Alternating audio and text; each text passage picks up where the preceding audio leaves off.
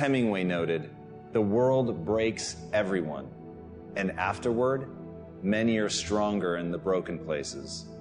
In life. And whenever you find things that you're comfortable doing, you're going away from the journey of life. Problems are basically the building block of happiness. And that is really counterintuitive to most people, because most people think of happiness as like no problems, you know, sitting on the beach with a pina colada, doing whatever. And, but the truth is that we need some sort of struggle in our life. I said we have two primary choices in life. We can either accept conditions as they exist, or we can take the responsibility to change them. See, a lot of people want to exempt themselves from taking responsibility. All they want to do is talk about the problem.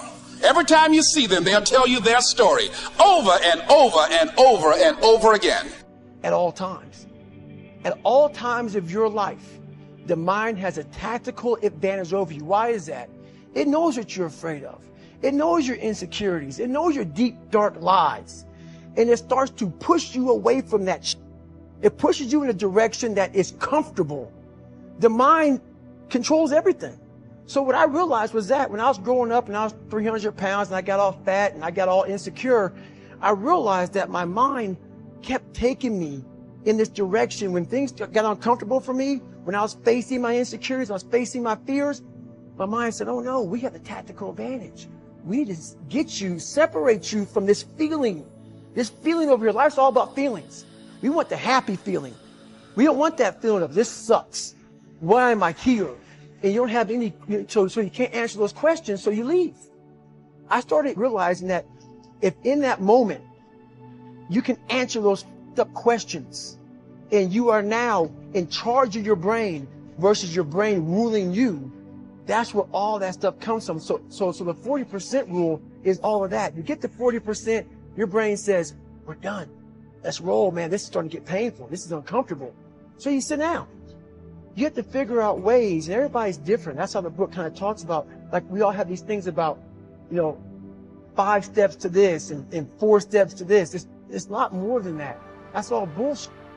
It's a practice that you have to, it's a habit. So if you know that at 40%, I'm feeling pain. At 40% I'm feeling pain. That's where the 40% rule kicks in. Now it starts. Okay, I'm feeling pain. My mind's saying all this shit to me. It's saying, get out of here, run, flee. The fight or flight kicks in. Okay, we're done. We're not good enough. It starts telling you all these things. You start to believe it because the mind controls all.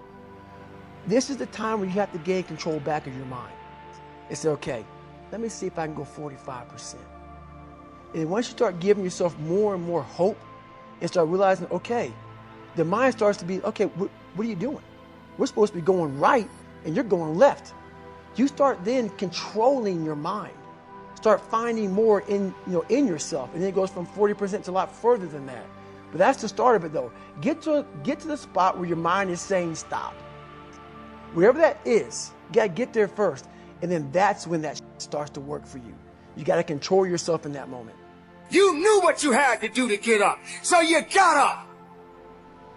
I know the outcome, I know the purpose, and I look for leverage. Leverage is different than delegation. What's the problem with delegation? Delegation is you have all that needs to be done, so you give it to someone else, and you tell them what needs to be done, and when they don't do it, you're pissed off. Leverage says, I can move the biggest boulder in the world with a little bit of effort if I got something I can do it with. You are responsible for your life.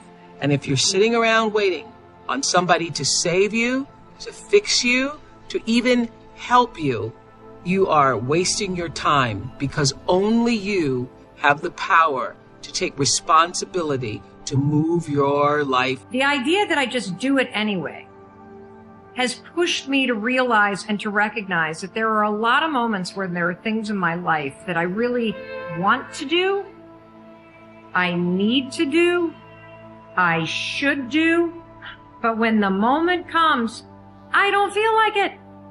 And so I pull out this idea of, you know what, I'm just going to do it anyway. It's raining outside. I said I would go for a short run. I don't feel like it. I'm going to do it anyway. It's 6 o'clock in the morning. I'm tired. It's cold. I laid out my yoga clothes, but now I don't feel like it. What do? I do it anyway.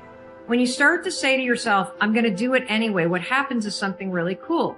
You acknowledge that there are feelings that you have that are trying to swoop in and hijack you. You acknowledge them and you basically say, guess what? I'm going to do it anyway. Earning credibility with yourself is so important. Do it in micro ways. For me, just showing up to the gym every day was a micro victory. I said I was going to do it and I did it. Now you have to understand, I hate working out. So for all of you crazy people that get an endorphin rush from running, I hate you all. Running for me is like being stuffed into a meat grinder. There is absolutely nothing pleasurable about it whatsoever. So whatever neurological thing you guys get that you've been blessed with, I have not been blessed with that. So for me, showing up at the gym sucks. Eating a bowl of ice cream is awesome. And so getting to a better place for me was a totally different journey. There are moments when you're going to doubt yourself. You say, God, why is this happening to me? I'm just trying to take care of my children and my mother. I'm not trying to steal or rob from anybody. Why did this have to happen to me? For those of you that have experienced some hardships, don't give up on your dream. Actually feel it. Go feel joy and love and triumph and rapture and ecstasy and glory. Go feel those things. And you know, with those feelings, there will be other feelings as well. There'll be sorrow and pain and sadness and desolation and suffering. There'll be all those feelings too. But you know what? That's okay. That's okay. Take both sides.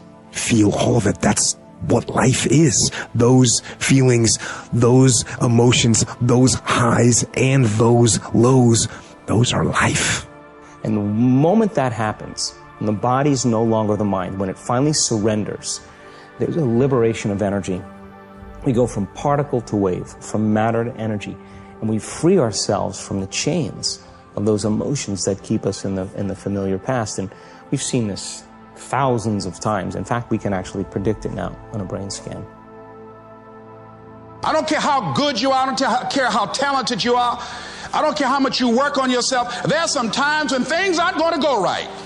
They just are not going to go right. There are times when anything that can happen will happen. Murphy's Law will be knocking at your door.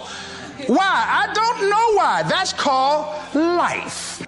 You complain about not having work-life balance? Spend more time on vacationing and your family. It's super simple.